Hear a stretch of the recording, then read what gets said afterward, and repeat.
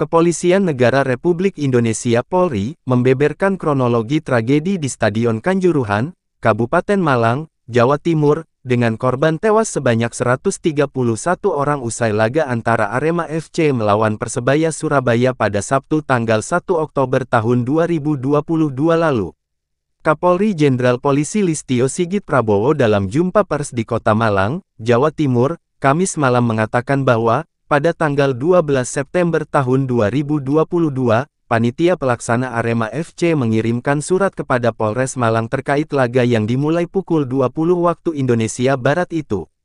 Polres Malang menanggapi surat secara resmi, untuk mengubah jadwal pelaksanaan menjadi pukul 15.30 waktu Indonesia Barat dengan pertimbangan keamanan, kata Jenderal Listio.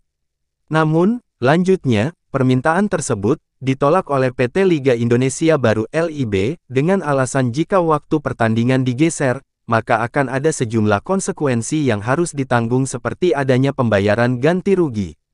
Kemudian, lanjutnya, Polres Malang melakukan persiapan pengamanan melalui sejumlah rapat koordinasi dan menambah personel yang akan bertugas pada laga antara Arema FC melawan Persebaya Surabaya dari sebelumnya 1.073 personel menjadi 2.034 personel.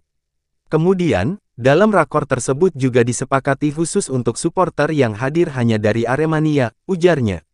Pertandingan yang berjalan pada tanggal 1 Oktober tahun 2022 pukul 20 waktu Indonesia Barat hingga selesai tersebut berakhir dengan skor 2-3 untuk kemenangan tim tamu. Proses pertandingan semua lancar, namun saat akhir pertandingan muncul reaksi dari supporter terkait hasil yang ada.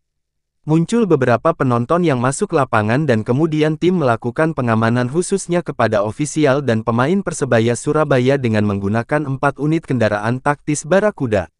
Proses evakuasi berjalan cukup lama, hampir 1 jam, karena sempat terjadi kendala dan hambatan karena memang terjadi penghadangan. Namun demikian semua bisa berjalan lancar dan evakuasi saat itu dipimpin Kapolres Malang, katanya.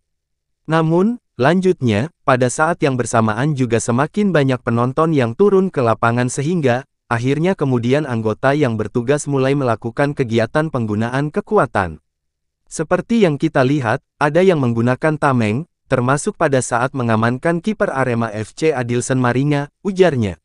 Dengan semakin bertambahnya penonton, beberapa personel menembakkan gas air mata.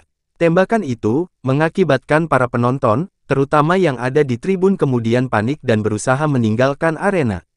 Penonton yang kemudian berusaha untuk keluar, khususnya di pintu 3, 10, 11, 12, 13 dan 14 mengalami kendala karena pintu yang terbuka hanya kurang lebih selebar 1,5 meter.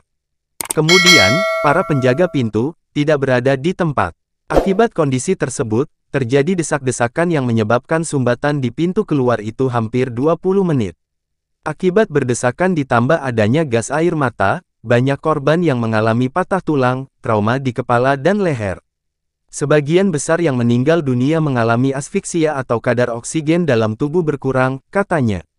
Berdasarkan data Dinas Kesehatan Kabupaten Malang, korban meninggal dunia akibat tragedi di Stadion Kanjuruhan, Kabupaten Malang, Jawa Timur sebanyak 131 orang, sementara 440 orang mengalami luka ringan dan 29 orang luka berat.